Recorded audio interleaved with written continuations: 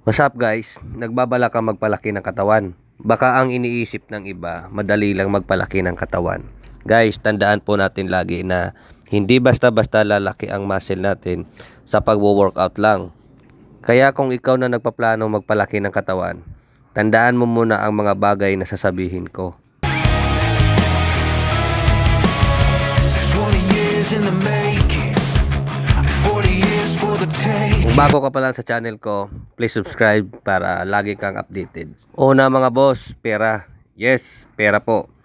Alalahanin po natin mga boss na gagasto ka talaga dito. Kahit sabihin na natin marami namang protein na mabibili dyan, igagasto ka pa rin. Kailangan po kasi natin ng enough protein para sa muscle natin. Tears me apart. You're lost in the fog, so go back to the start. You're sick with all the rocks. You're burned with all the stars. I see you. At wag nyo pong kakalimutan mga boss ang carbs at fats na may napakahalagang ginagampanan sa pagpapalaki ng katawan natin. At mga boss, ang pagpunta at pagpasok ng gym ay hindi po libre.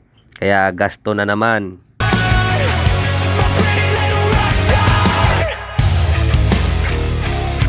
Pangalawa natin mga boss, yung tulog. Yan. Kung ang trabaho mo ay sobra-sobra sa oras at 5 hours to 4 hours lang ang tulog mo kada araw. Yan. Isa din yan sa makapagpabagal ng paglaki ng muscle natin. Kasi nga, dapat may sapat tayong tulog. Kahit 7 hours para makarecover ng maayos yung muscle natin. Kasi nga po, imagine mo na lang kung kulang yung tulog mo tapos parang nahihilo ka at pumunta ka ng gym, magbuhat ka. Napakadelikado niyan. Lalong ma-stress lang yung muscle mo kasi wala kang focus sa pagbubuhat. And right when we had all this greatness on the cusp, you kept on flaking like the paint that's on the rust. I bet you never think I'd heal from the cuts. Now I know you're not a person I can trust. Ayusin nyo na lang po muna yung schedule nyo na kung saan kayo komportable at makakatulog kayo ng maayos kahit may duty kayo or may trabaho kayo. Para once na pumunta kayo ng gym at kahanapin nyo yung progress nyo, ayun, lalabas yan at lalabas kasi nga maganda yung progress mo at makaka-recover ng maayos yung muscle natin. Ito, pangatlo, kung may budget ka na at okay naman yung schedule mo, yan, pwede ka nang pumunta ng gym. My pretty little rock star. My pretty little rock star. Para sa akin, kahit anong klaseng gym pa yan, pang mayaman man or pang bakal gym, pwede yan. Lalo na kung nag-uumpisa pa lang tayo or kung baguhan pa lang tayo. Trust. And I see who you are, and it tears me apart. You're lost in the fog, so go back to the start. You're sick with all the rocks. You're burned with all the stars. Ganito kasi yan. Habang baguhan ka pa lang, magpaturo ka muna sa mga gym instructor ng mga basic exercises. Wala naman pong gym instructor sa pinagbubuhatan ko Walang problema yan kung walang gym instructor sa pinagbubuhatan mo. Andyan yung YouTube, yan, Facebook. Pwede ka mag-search dyan or maghanap ng mga program na pwede sa'yo. Or kung wala, mag-warm up exercise ka muna. Sa mga baguhan, dapat mga compound exercises muna ang i-priority.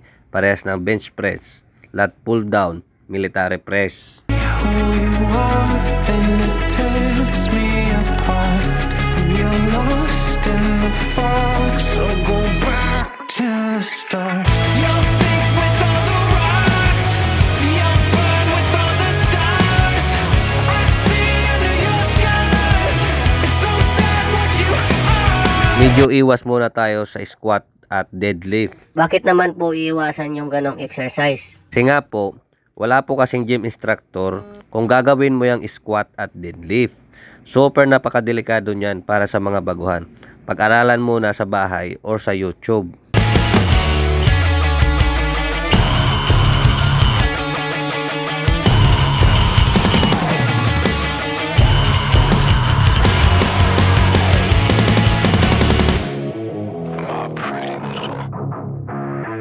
My pretty little rock star. Sa pagbubuhat po kasi, marami ang nagkakamali, lalo na sa mga baguhan. Lalo na yung ibang mga baguhan na madalas mag-ego lift.